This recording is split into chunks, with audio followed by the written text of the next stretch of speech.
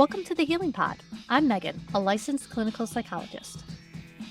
And I'm Jessica, a licensed clinical social worker, and this is our journey of navigating anxiety as we learn to take up space and create an environment where we feel that we can belong. Join us together as we learn not just to survive, but to thrive in our anxious brains. This podcast is intended for educational and informational purposes only. It is not a substitute for professional therapy or medical advice. If you are experiencing any mental health concerns, please seek support from a qualified mental health professional or healthcare provider. Remember, your mental health is important, and seeking personalized professional help is key to your well-being. And welcome back to a very congested Alt-Jess episode of the Healing Pod. Good to see you guys again. We've been infected with the child disease. We have Casey's nephew was visiting for Christmas, and it kind of just went through everyone to get this very headachy, congesty. You had the Yep. fever of it. I got to skip that part completely, luckily. Oh, that was a rough 24 Ooh. hours. So I'm glad you got to miss out on that little bit of it at least. But the congestion is still hanging in a little bit for Mhm. me, and you're similar, unfortunately. Yeah, I had blown my nose a lot today. So if there's a lot of edits, it's because we sneezed. Yeah. Sorry. His life. Kids are cute at least. Yeah, he's a cute little bugger. Yeah, and Jess is off. Her nephew was born, so she is off kind of helping out with that because yay, lots of babies. And I have a new niece that was born over Christmas too, so there's a lot of babies everywhere. Babies. I know, Celia, she's so cute. Yeah. She is a cutie. And her older sister is already figuring out how to do everything, so they're gonna be like a little terror team. It's gonna be so much fun. Girls are trouble when you put them together. Like a boy and a girl can get along just fine. Two boys can keep each other busy just fine. But two girls, no. I don't know. That's what I've always been told. Girls are a problem together. We just know how to get into things and get into trouble. It's fine. It's fine. It'll be fine. Yeah, that'd be good luck, Allie. Have fun. So we wanted to get together today and talk about one of our favorite things to ramble and rant about, dogs. My absolute favorite thing to rant and ramble about. I got a lot to say. Oh, so much so. More specifically, we're looking at the differences with service dogs, ESAs, emotional support dogs, or emotional support animals, and therapy dogs, because those are three very distinct things, very different from pet dogs that have specific purposes and that drive us batty when people use them wrong or take advantage of them. Yeah. Yeah. And there's a lot of, I don't know what's more prevalent, people genuinely not understanding the difference or people knowing the difference and choosing to ignore it. It's so hard because there's so much willful misinformation. It's like that willful ignorance. It's, well, I know this is not quite right, but saying it is lets me get away with what I want. Therefore, I'm going to do that instead. And that just really irks me. Yeah. And there's so many companies that are so willing to take your money and say, yes, here is your printout certificate. Your dog is now a registered service dog, and Mhm. you can take it anywhere and do whatever you want. And how is the average person to know that Mm. that's just not true? We had someone come in with a service dog to the office. And so everyone just kind of throws their hands up and says, Megan, deal with it. So I go deal with it. So that's what we do. So, I ask the questions. I'm just kind of monitoring the dog for a bit to make sure it's under control. Yeah, she knows what she's doing, all of that. The lady like comes and hands me the paperwork, like, what that's nice, but why did you give me this? Like, well, it's their paperwork. Like, this means absolutely nothing. Why are you bothering giving this to me? I know it means nothing. What are you doing? Take it back. I don't want Yeah. this. Yeah. Yeah. And I know service dog handlers that have paperwork knowing full well it's not real and it doesn't mean anything, but so many businesses expect that. So they feel like, well, I know it's not real, but it smooths things out with these people that just they don't know the laws, they don't know the rules. Mm-hmm. And it is rampant. It is hard. So which one would you like to start the ranting about? Where would you like to begin? All right, let's start with the easiest one, which are therapy dogs, Yes. which are what we have. Mhm, Our dogs have always been therapy dogs. Our first dog, Noah, was the one that started it all, and that was probably 12, 13 years ago, maybe. mhm, mhm. Yeah, But so yeah. I worked with Noah 5 days a week for about 12 years, 8 hours a day, day in, day out, clients all day long. He saw thousands of people, and he loved it. He Mhm, was the dog that was best suited to that job more than just about any dog I've ever known. And mhm, we were very lucky with him in that he just had a fantastic temperament from day one. He was very people oriented. He had great obedience. I spent a lot of time working with him, building those foundation behaviors, socializing him. And he was just, man, he was a rock star from the get go. mhm. He really was. He was amazing. So he's our first dog, and he will never be beat. Mm, So I mm. know one question I actually just saw today on one of my feeds is how do you train a dog to be a therapy dog? And I get the same question about training horses to be therapy horses as well. But Oh, kind of, interesting. right? It's like Interesting. I how never do you would have thought train a horse about to do it. therapy? Yeah. Huh. Well, there's a couple of ways you can go about that. One, I think if you're going to have a dog that's going to be around people in any sort of professional capacity, and I know not everyone who has a therapy dog is a professional like you. A lot of Mhm. people are just volunteers who take their dogs into hospitals and nursing homes, that sort of thing. A therapy dog has to have solid obedience. Basically, Mhm. any organization that will certify your dog as a therapy dog insists on, they have to sit down, stay, ignore things that are on the ground, not jump on people, walk nicely on a leash. So, that part of it, you can absolutely take most pet dogs, put that obedience on them, and probably be good to go. But some dogs just don't have the right temperament for therapy work. The dog has to like people. Mhm. They have to want to engage and interact with people. And that, in and of itself, has to be enough of a reward for them.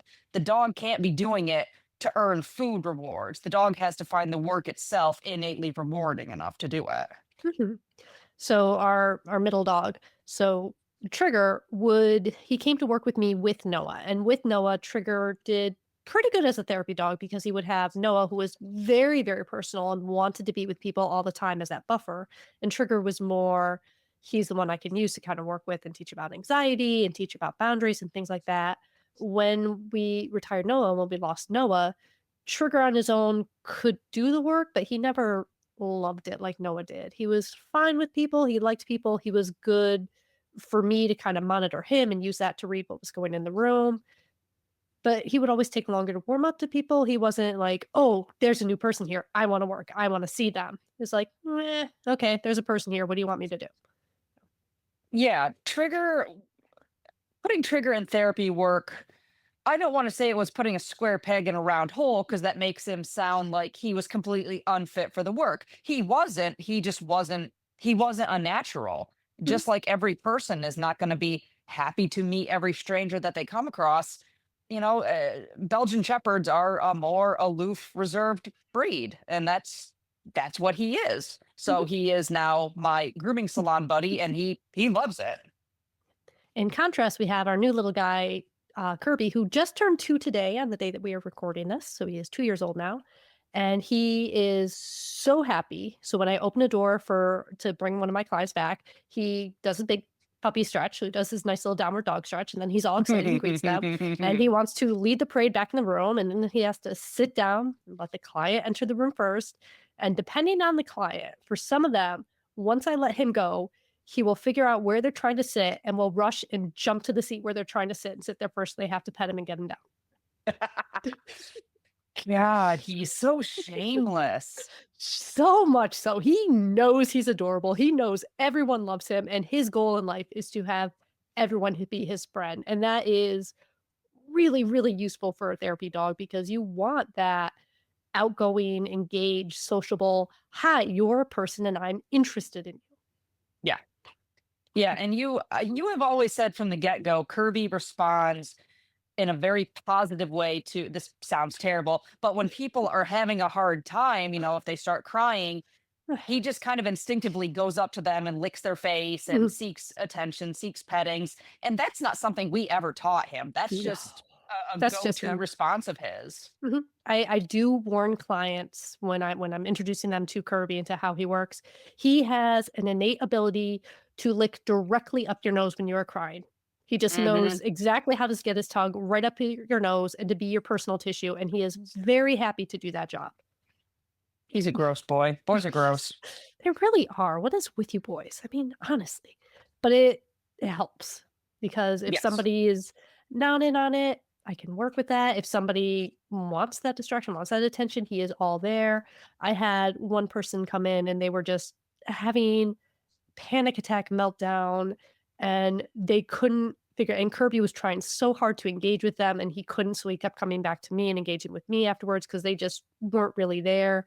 And then we used that at the end of the session. She's like, "Oh, well, the dog, no one wants anything to do with me." I'm like, "He was literally pawing at you on your side, trying to get in your face the entire time.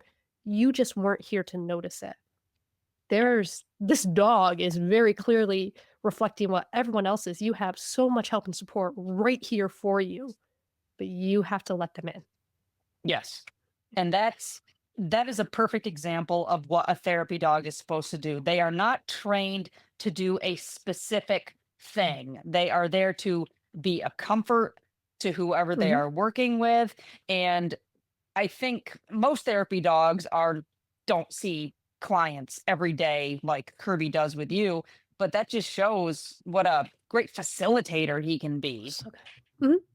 And he's got a spot in my office, so he has his bed, which is stuck between my chair and a file cabinet that I have. So he has his corner. If he needs to get away from people, he can go in his corner. I have one client. So usually I sit at my desk, but there's a chair and a couch in my office. Sometimes with some clients, I'll sit in the chair. And when I sit in the chair with this one client, he does the most beautiful tuck I have ever seen into this tiny space under the chair. Because if he doesn't, he may get dressed up in the dress up clothes. So he does this beautiful little tuck. I'm like, okay, okay, he's here. He wants to be here with us, but he really doesn't want to wear the capes and the hats today. Some days Such he a does. disappointing. So disappointing. Noah loved to be dressed up. Oh, no, I'd love to be dressed up. Kirby's getting there. He's getting there. Some days he doesn't mind it. Usually he runs around with a cape. I'll start getting some pictures of that, but he's a good Excellent. boy. But I Yeah. love that because he is showing his boundaries and he is letting me support his boundaries and letting me teach clients that he does have boundaries and they are allowed to have boundaries too. If they do not want him to lick directly up their nose while they are crying, they can set boundaries and say no. Hmm. He absolutely can. If they don't want him to sit on the couch and say, "But you were petting me, please pet me more," they can say no, either to me or to him, and he will listen. Yeah. And if And he the doesn't listen, dog, I get grumpy.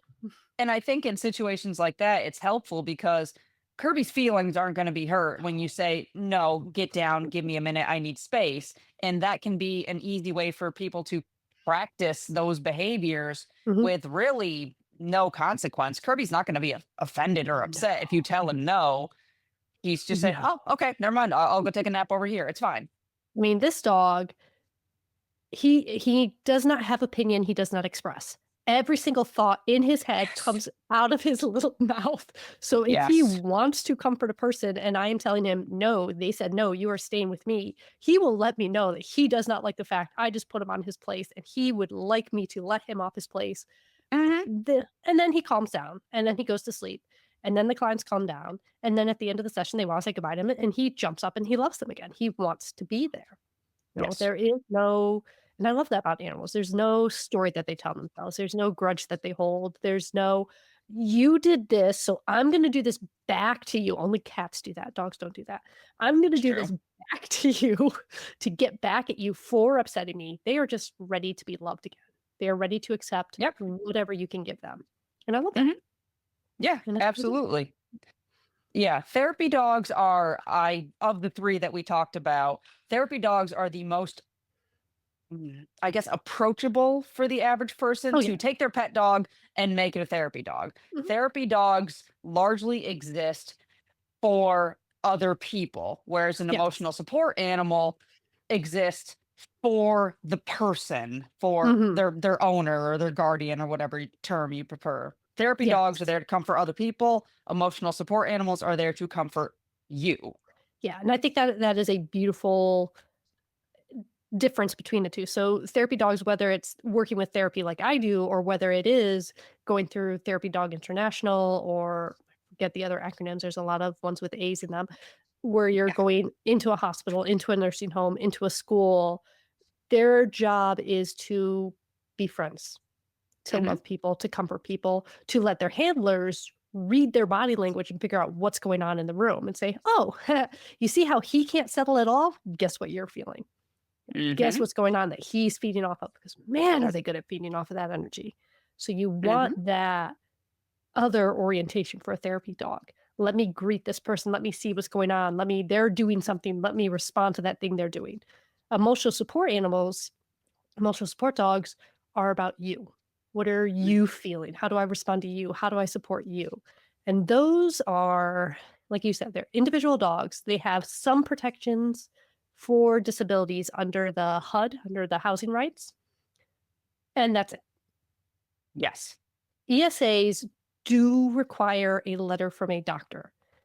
Therapy dogs do not. They require insurance. You have to have good insurance, which is why you can go through an agency or you can get your own insurance policy. And service dogs do not require any letters at all. You should get insurance on them because they're expensive. We'll get back to that one.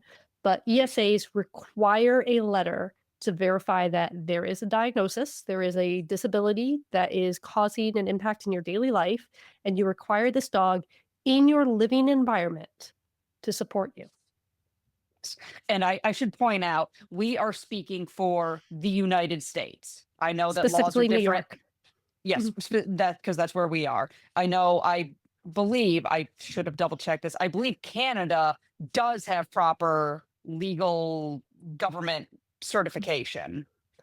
They might. I know a lot of places do for service animals. Like I know Australia does for service animals. Pretty sure Canada does. Bunch of I think Europe. so. Yeah. But yes, our statements are reflective of the United States and specifically New York. Mhm. So just wanted to throw that out Right. there.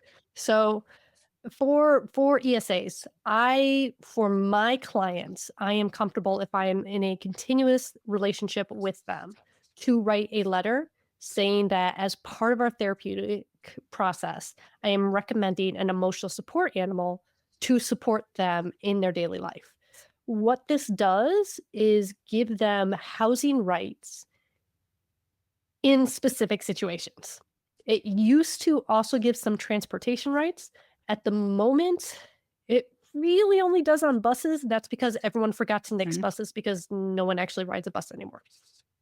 Yeah, it's true. I hadn't really thought about that. Yeah. Yeah, a lot of those for the longest, if you whipped out an ESA letter, you could take your dog on a plane and they could not charge you for it. Mhm, But people took their poorly behaved, untrained pets on planes.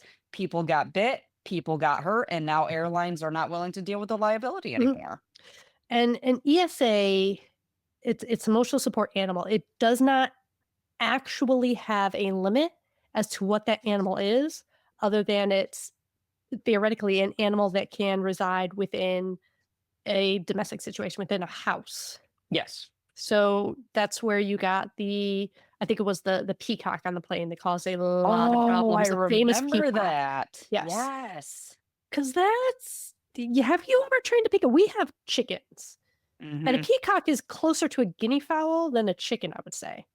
Yeah, we can't even handle our guinea fowl. They are basically a wild animal. Mm, yeah, they're not trainable. This is not like a cockatiel or, a little house bird that Or comes even a and chicken calls. Yes, that can be no. trained. Chickens can be trained, but no, a peacock cannot.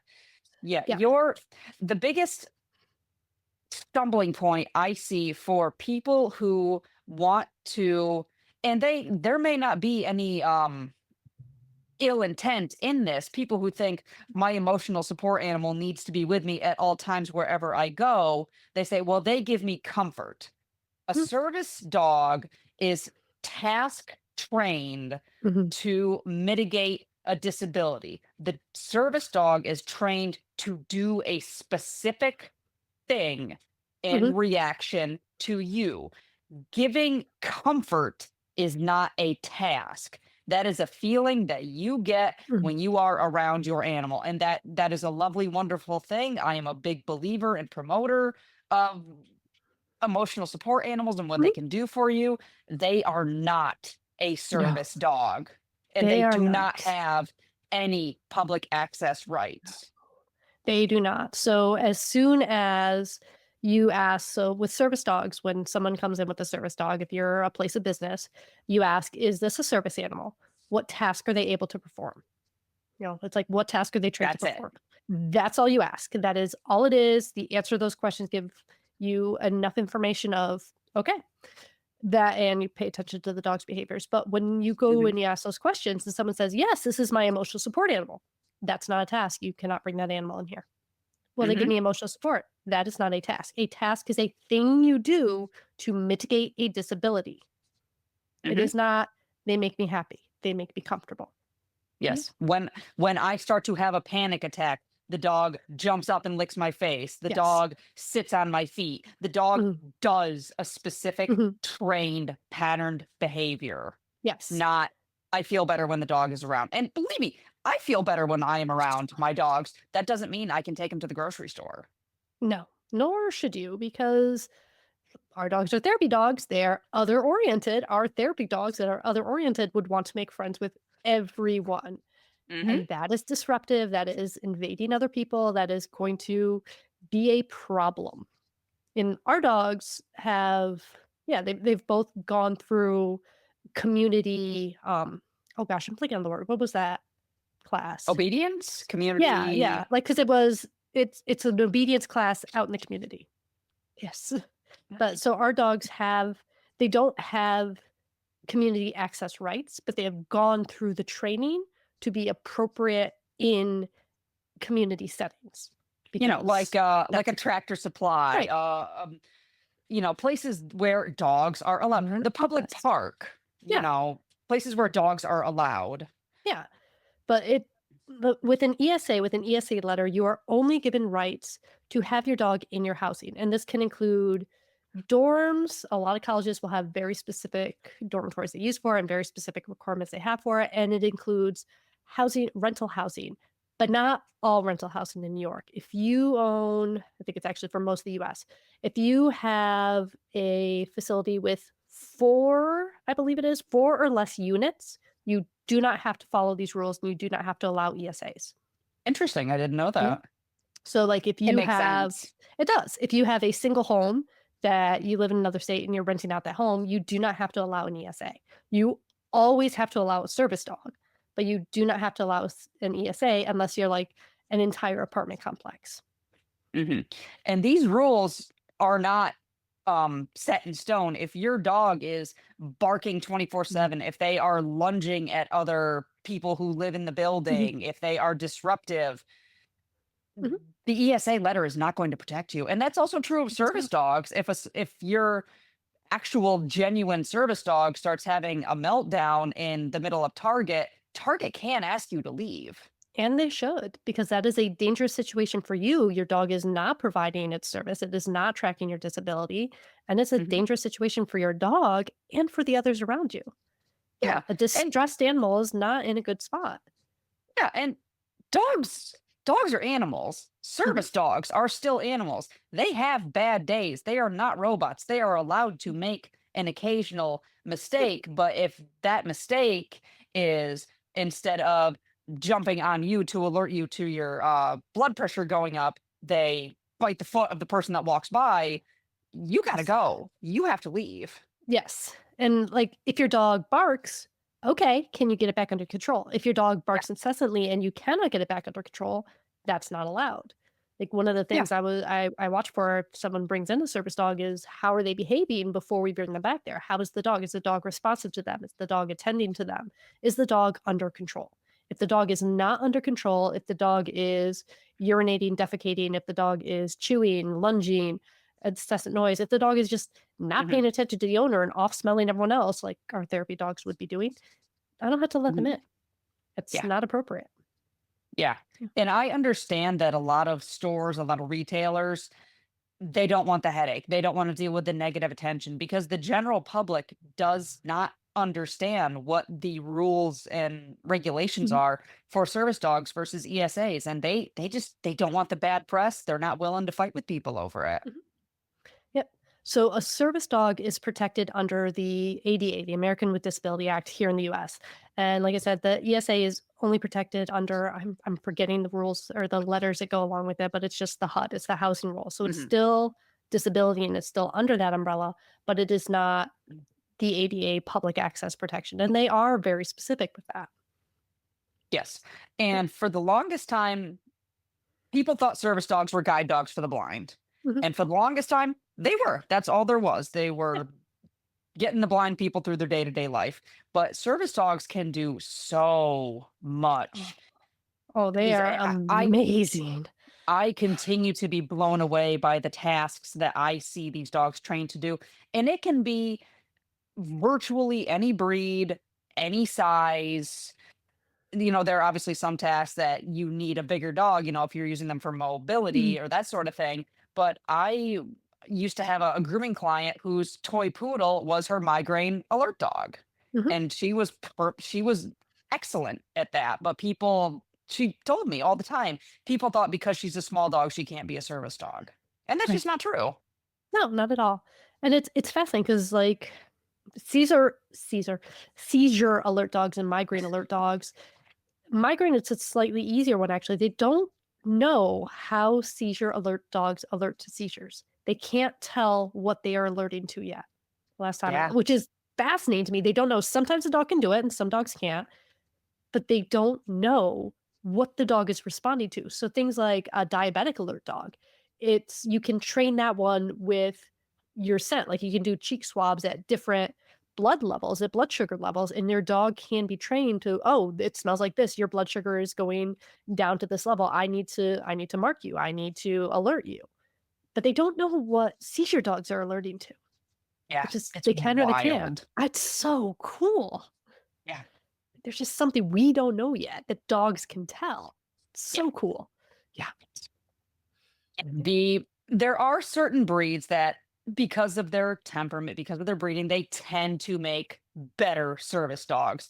Mhm. Your labs, your goldens, your poodles, your border collies, dogs that are naturally, what's the word? They have been historically bred to work closely with people over the years. Mhm. But I any breed can theoretically be a Mhm. service dog, but with some, it might just be a slightly more uphill battle. A husky that is known to be a little bit more independent and, not as tuned in with people, you might have a tougher time. But I've known husky Mhm. service dogs before. It can be done with Right. basically any breed of dog, except wolf dogs. Wolf dogs cannot be, per the ADA, wolf dogs cannot be service dogs, Mhm. They right? just can't. It's I'm pretty positive on that one. I don't think it is a specific thing in there, but I think it depends a lot on the percentage because a wolf dog like when it's a higher percentage of wolf in there, not like, "Oh, my husky's totally a wolf dog," but when it's an actual Yeah. wolf dog, Yeah. they actually don't count as dogs. And Yes. that's where you get that loophole because the ADA is very specific. You can have a dog or you can have a miniature horse.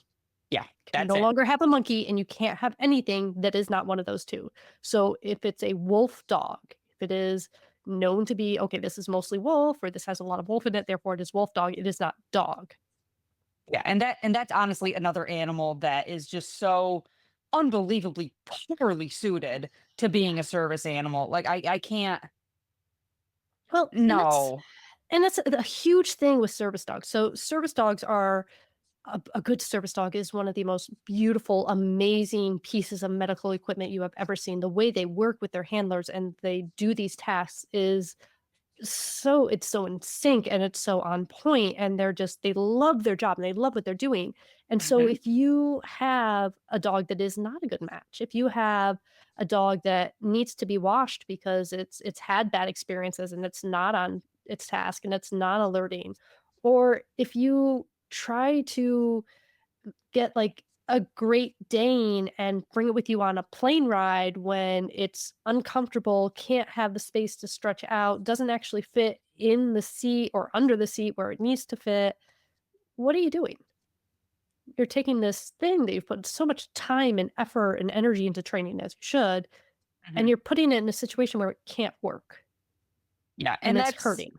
that's really hard because like I said, for like these mobility and stability type tasks, you need a dog of a Mhm. certain size to safely do that. But Mhm. yeah, if you have to travel on a plane, it's going to be challenging. So Mhm.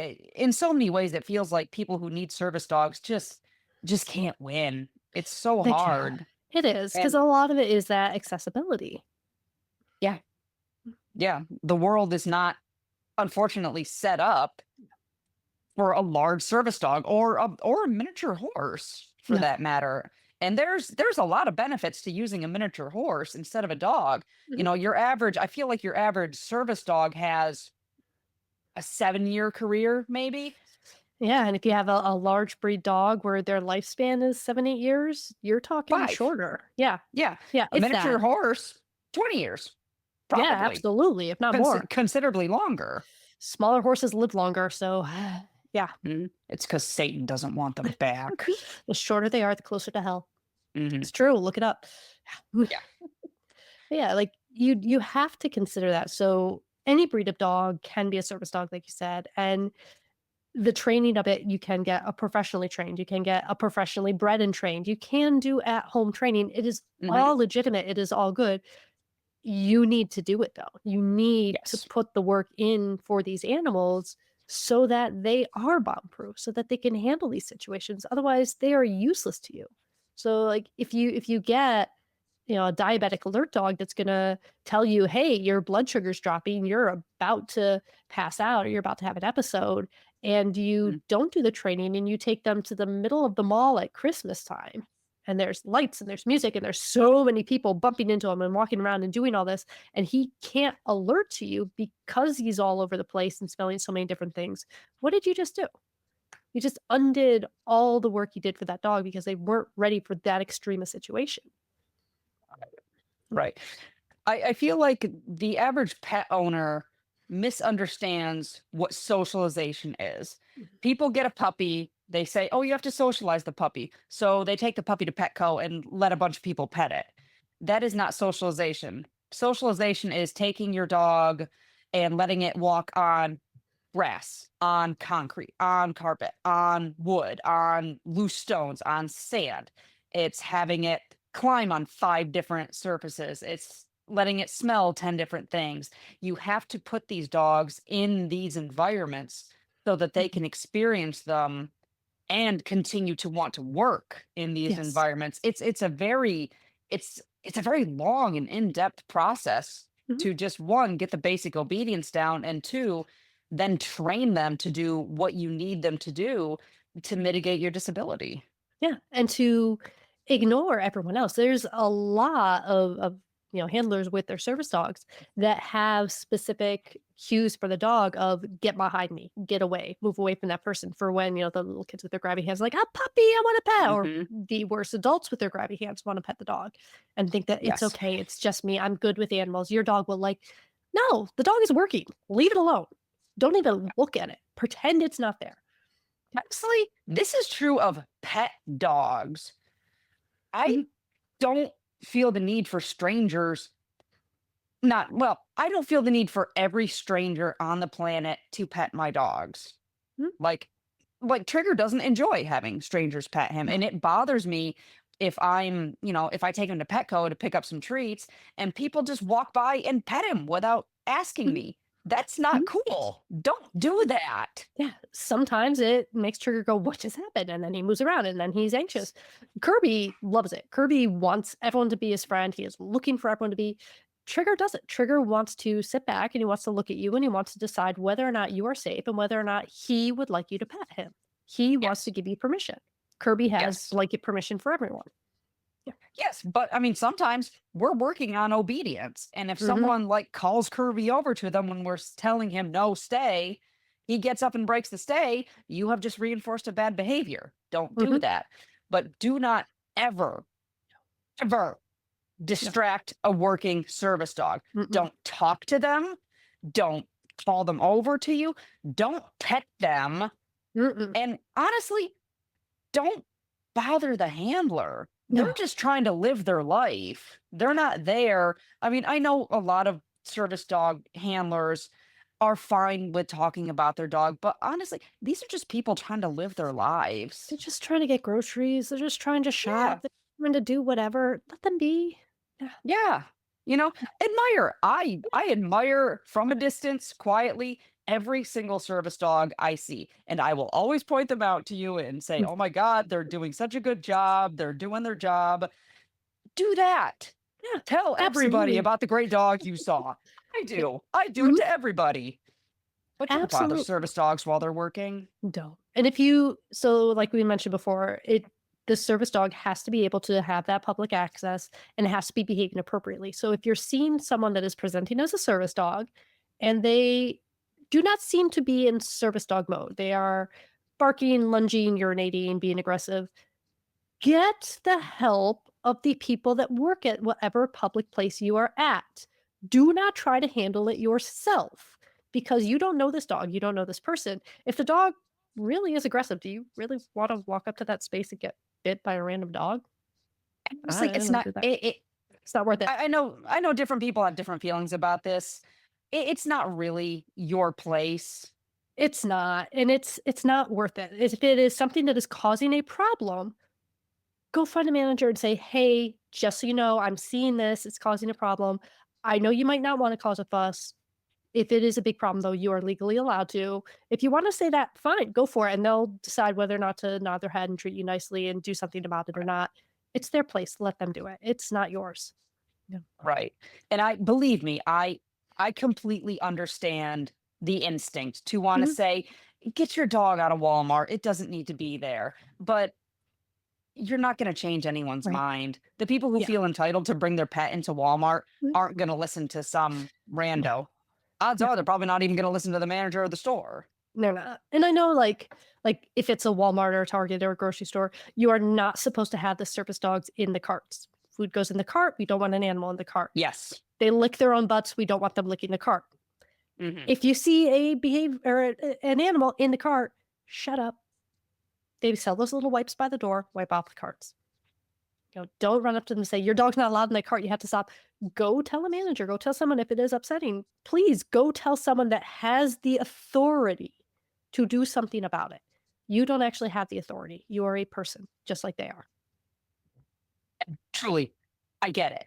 I Yeah. do. Oh, yeah. And Drives I me nuts. and I feel like you can't I feel like you can't win in a No. situation like that. It's just one of those things you look at it and say, "Man, I really wish it wasn't like that." And then you just got to go on Mhm. about your day. Yeah. Because it's not worth it. You don't know what is going on. You don't know if it's a person that just printed off a form online because they really think their dog's wonderfully behaved and they want their, emotional support service dog with them all the time, or if it's someone that is going through self-training that doesn't know everything, that has these needs, that has a disability, that's going to learn and being confrontational and being you're doing this wrong, you have to go away. That's just going to make everyone defensive. That's just you're going to dig in your heels. If you already have anxiety, you're gonna run for the hills anyway. If you don't have anxiety, you're gonna stay and fight. It's not a good way to change anyone's mind or to influence them about anything. Mhm. It's not gonna work. Yeah. I think the one of the exceptions I can think of, if you are, I don't need I don't own a service dog. I don't need a service dog. So I don't want to speak for service dog Mhm. handlers. But my experience in talking with different handlers online, if you have a service dog in a store and there is a fake service dog in the That store is that is different. going for your dog, Mhm. then yes, absolutely, I would highly encourage you to raise a scene And to that to is, protect yeah, yourself and your dog for that sure. Do is whatever you have to do. safety. Yep. So a dog in a grocery cart that you are not currently eating, please don't eat grocery carts. A dog in a grocery cart that you are not currently using is not an immediate safety concern.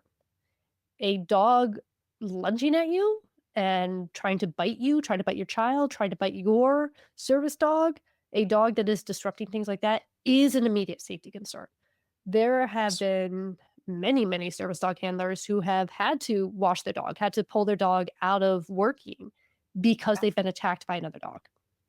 Yeah, and that's not only distressing, it takes years and thousands of dollars to get these dogs to Mhm. the point where they are good public access, ready to go. It's a huge setback to have to retire your dog early and suffer. Yeah.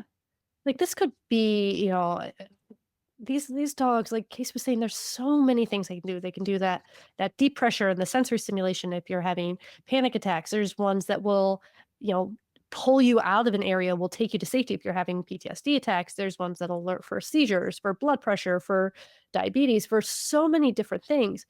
Seeing eye dogs, hearing dogs, like so many different things.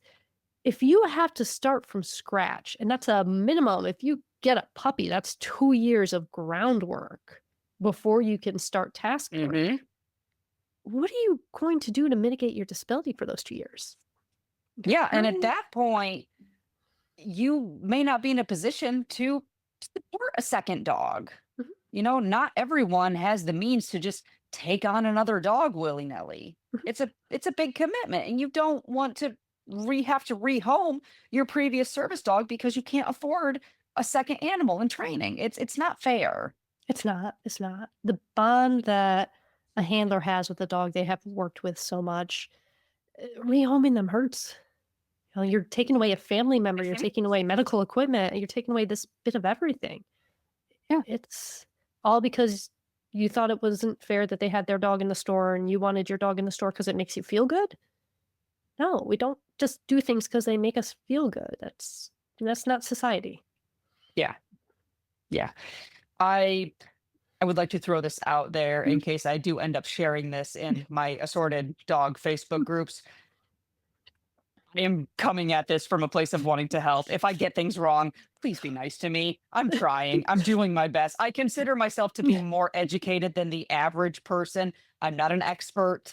I haven't worked as a dog trainer for many, many years. I've never trained a service dog. I don't have a service dog. I am just more involved in the dog world than the mhm, average person. I'm a pet professional, but I am a groomer. I do hair. mhm. I'm Yes. not a trainer. So if I say something stupid, be nice to me, please. I'm doing my Yes. best. I'm Be trying nice to to help. Casey. We love Mhm. Casey. Be nice to Casey. If you're gonna be mean at me, I'll just call your names back. It's fine. We don't care. I just But I yes. have I have a lot of feelings about this sort of thing. I Mm, really do. well, And it bothers mhm, me. And a lot of people like kind of come at me and not a lot of people, but I've had people say, "Well, what are they hurting?" Well, it's not so much that potentially. that individual dog may not be doing any harm, but it's that mentality. And I Mhm. hate to use the word entitled, but it is kind of an entitled mentality of, well, it's not hurting anybody and it makes me happy. So what's the problem? Well, it's kinda like that big family vacation I went on the other year, and, we're going down to Key West in Florida, and it's don't pick up coral off the beach, don't try to pick up coral off the water. It's like, "Well, what does it hurt if Yes. I take this one tiny piece?" It's like, "Well, if you, one individual, take this one tiny piece, Mm. no, that one tiny piece doesn't hurt anything. But if the thousands and thousands and thousands of people that go there every year take a tiny piece, we have destroyed something that no one else will get to see. Yes. We It's have one to of let them those protect it." it's one of those be the change you want to see in the world sort of moments. Yeah. Which is where it's hard kinda coming down on that line of you don't need to be the person to be confrontational and say, "Oh my gosh, that dog really isn't a service dog. Get it out of the store now. It shouldn't be in a cart. Your dog barked." It's not like you don't need to go that hard, but telling the store clerks like, hey, that dog is actually being very disruptive. I would recommend you ask them politely to leave and stand up for your rights as well. That is appropriate, and that will help make a better change for the whole store, for the agency that goes there. Right. They ask me to take care of these issues. They don't arise that often. It's a small office, but they ask me to take care of these issues at the office because I ramble a lot about this stuff. I have the therapy dog, so I need to, someone's coming in with a service dog. I need to warn them there is a therapy dog on site here. I will keep my therapy dog away because he will want to run up and see your service dog, and that is not okay.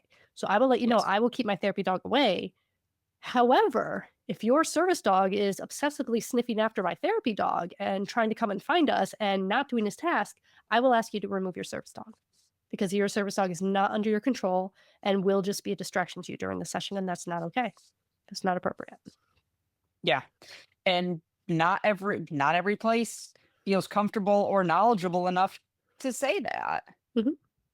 Yeah. We went over the two questions like, is this a service dog? What is his task? Emotional support is not a task. A task is something you do to mitigate a disability. So deep pressure, fetching medications, mobility assistance. If they have mobility issues, if you're in a wheelchair or something, it could be picking up objects, it can be carrying objects. There are so many things these animals can learn to do. It is amazing. You should see some of the stuff. Yeah. They're fun tricks. Yeah. Yeah. And I have learned a lot in, being in these Facebook groups and talking with Mhm. service dog handlers. Service dogs don't have to wear a vest. No. They don't have to be labeled. There's no official equipment. You can use any tool that you need. Mhm. They don't I even don't have to be on a leash. As long as know. it is under your control, it does not have to be leashed, you do not have to hold it. There's a lot of people prefer them to be on the floor, but it actually doesn't have to be. Yeah. No, and like with the toy poodle, the owner had like a sling Yeah. there where the dog, she could have her hands free, but the dog was close to her and the dog would lick at her face to alert her. Oh, that's so cool. So Yeah. it was a convenience thing, but same thing like service dogs can be in strollers. Absolutely. And Yeah. especially I remember when we one of our many trips to Disney World way back in the day, I saw a service dog in a stroller and I forget somebody said, "Oh, that dog must be fake. It's in a stroller." It's hot in Florida. Oh my gosh, Pavement yeah. pavement is hot and these were little dogs. I think it was a Chinese crested. In a stroller was the safest place for the dog to be. And I truthfully, I don't know. Maybe the dog was a fake service dog. I don't know. Yeah. But the dog can still bark. It can Mhm. still jump up. It can still provide alerts from a stroller. Mhm. And it was well behaved, it was minding its owner, it was not Hmm.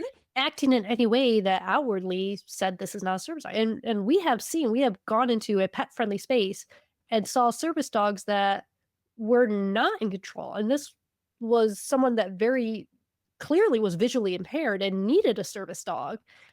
I And the remember that. oh, I felt like we had our dogs with us because it was Petco. So we're holding our dogs back and our dogs are just kind of sitting there calmly. And this dog is going and saying and trying to drag their owner all over the place, and the poor owner, like, they tried to leave and they couldn't even find the way out, and we can't go up and help because we have our dogs here, and that's just gonna make the situation worse. Luckily, somebody else went out and helped them, Yeah. but that dog is useless at that point.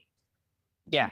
And, the dog may have been having a bad day. It may not have Yeah, been ready for public access. We don't know. We yeah, cannot judge. But it was very obvious that this dog was supposed to be a mhm. service dog to this poor Oh, man. yeah.